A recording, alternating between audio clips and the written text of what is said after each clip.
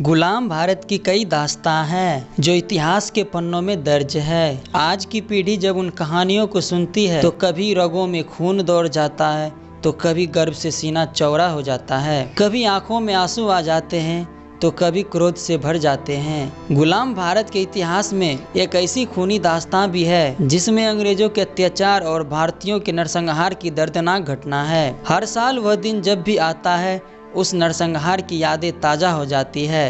शहादत का यह दिन 13 अप्रैल को होता है। इस दिन जालियांवाला बाग हत्याकांड हुआ था। हर भारतीय के लिए जालियांवाला बाग हत्याकांड बेहद दर्दनाक घटना है जिसमें खून की नदियां बह गई, कुआं भारतीयों की लाशों से पट गए और मौत का वह मंजर हर किसी की रूह को चोटिल कर गया।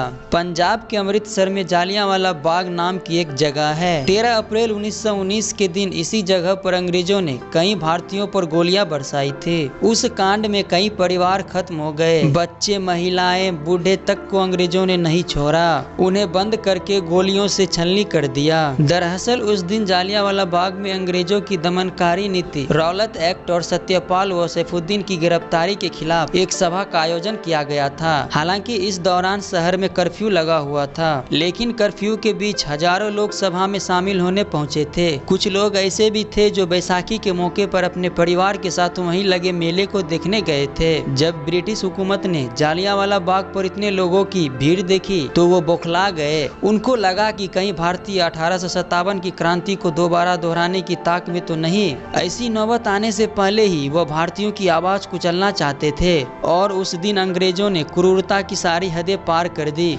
सभा में शामिल नेता जब भाषण दे रहे थे तब ब्रिगेडियर जनरल रेजिनाल्ड डायर वहां पहुंच गए। कहा जाता है कि इस दौरान वहां 5000 से अधिक लोग मौजूद थे। वहीं जनरल डायर ने अपने 90 ब्रिटिश सैनिकों के साथ बाग को घेर लिया। उन्होंने वहां मौजूद लोगों को चेतावनी दिए बिना ही गोलियां चलानी शुरू कर दी। ब्रिटिश सैनिकों ने महज 10 मिनट में कुल 1650 राउंड गोलियां चलाई। इस दौरान जालियांवाला बाग में मौजूद लोग उस मैदान से बाहर नहीं निकल सकते थे क्योंकि बाग के चारों तरफ मकान बने थे।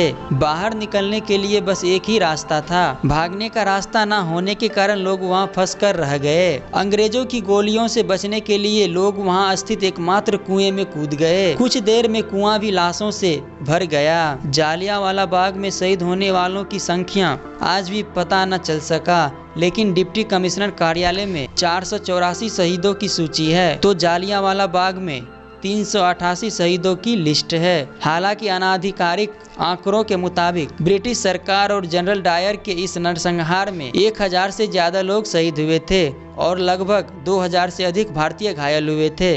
ये माना जाता है कि अगर अंग्रेज अफसर जनरल डायर ना होते तो जालियांवाला बाग हत्याकांड भी ना होता। इस मामले में इतिहासकारों का कहना है कि जब ये घटना हुई तो वहां जनरल डायर मौके पर मौजूद थे, लेकिन लोगों पर गोलीबारी चलाने का निर्देश पंजाब के तत्कालीन governor general Michael Francis O'Dwyer ने दिया था। हिंदुस्तान टाइम्स की रिपोर्ट के मुताबिक पंजाब के इतिहास में विशेषज्ञ इंदु बंगा का कहना है ड्वायर एक कट्टर साम्राज्यवादी थे जो जालियांवाला बाग हत्याकांड के जिम्मेदार थे। वहीं डायर तो केवल उनके आदेशों का पालन कर रहे थे।